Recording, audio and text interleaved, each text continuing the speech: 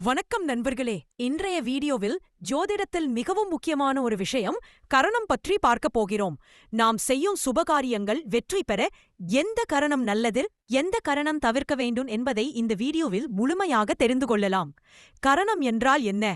பஞ்சாங்கத்தில் உள்ள 5 அங்கங்கள். கரணம் என்பது 1. ஒரு திதியின் பாதி பகுதி, அதாவது ஒரு திதியின் அரை பகுதிதான் ஒரு கரணம் என்று அழைக்கப்படுகிறது. மொத்தம் 11 கரணங்கள் உள்ளன. அவை 2 வகை: 7 சரகரணங்கள், 4 ஸ்திர கரணங்கள். இப்போது ஒவ்வொன்றாக அதன் பொதுவான பலன்களை பார்ப்போம். 7 சரகரணங்கள். 1. பவகரணம். பவகரணம் சுபமானது. வீடு கட்டுதல், நிலம் வாங்குதல், புதிய தொடக்கம் செய்வதற்கு ஏற்றதாக கூறப்படுகிறது. 2. பாலவகரணம். இது மிக சுபமான கரணம். திருமணம், நிச்சயதார்த்தம் மற்றும் பல சுப காரியங்களுக்கு சிறந்ததாக கருதப்படுகிறது. 3. கௌளவ கரணம். இது சுப பலன் தரும் கரணம்.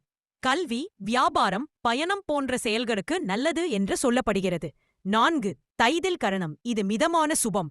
உழைப்பு அதிகம் தேவைப்பட்ட தொழில் மற்றும் வேலைகளுக்கு ஏற்றதாக பார்க்கப்படுகிறது. 5. கரஜ் கரணம். இது சுப கரணம். அரசு வேலை சம்பந்தமான முயற்சிகள், ஒப்பந்தம் மற்றும் வழக்கு தொடர்பான தொடக்க நடவடிக்கைகளுக்கு ஏற்றதாக கூறப்படுகிறது.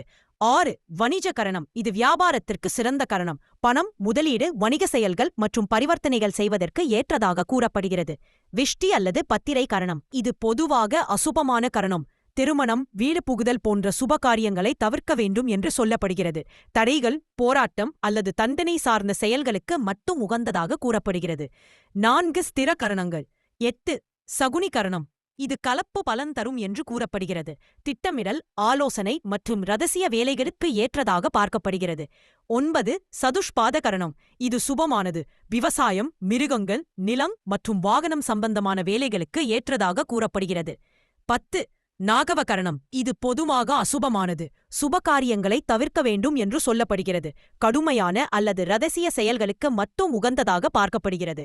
11. கிம்ஸ்துக்ன கரணம். இது மிகவும் அசுபமான கரணம். அனைத்து சுபகாரியங்களையும் தவிர்க்க வேண்டும் என்று கூறப்படுகிறது. இது அமாவாசைக்கு முன் மட்டும் வரும் கரணம் என்றும் சொல்லப்படுகிறது. முடிவுரை: நண்பர்களே, கரணம் பார்த்து காரியம் செய்தால் வெற்றி வாய்ப்பு அதிகரிக்கும் என்று ஜோதிடத்தில் நம்பப்படுகிறது.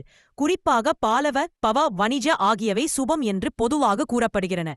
விஷ்டி, நாதவ, கிம்ஸ்துக்ன ஆகியவை சுபகாரியங்களுக்கு தவிர்க்க வேண்டும் என்று சொல்லப்படுகிறது. இந்த வீடியோ உங்களுக்கு பயனுள்ளதாக இருந்தால் லைக், ஷேர், சப்ஸ்கிரைப் செய்ய மறக்காதீர்கள். மீண்டும் ஒரு ஜோதிட வீடியோவில் சந்திப்போம். நன்றி.